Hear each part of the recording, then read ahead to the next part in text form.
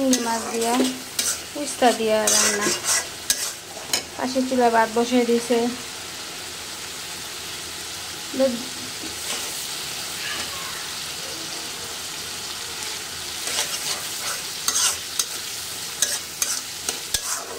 চিংড়ি মাছ দা উস্তা দিয়া রান্না একটু তিতা তিতা লাগে, গরমের মধ্যে কিন্তু ভালো লাগে আমার কাছে। আর কি চিংড়ি মাছ দেওয়া উস্তা দিয়া রান্না ভালো লাগে, কার কাছে কেমন লাগে জানি না। আমার তিতা মানে বিশেষ করে উস্তার তিতাটাই খাইতে ভালো লাগে, আর কোনো তিতা আর কোনো খাইতে ভালো লাগে না।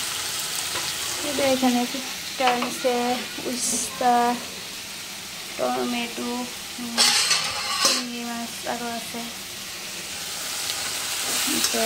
রান্না প্রতিদিন কী রান্না করি না করি এইটা তো আর কি দেখাই। এত ভিডিও করতে আর ভালো লাগে না আগের মতো।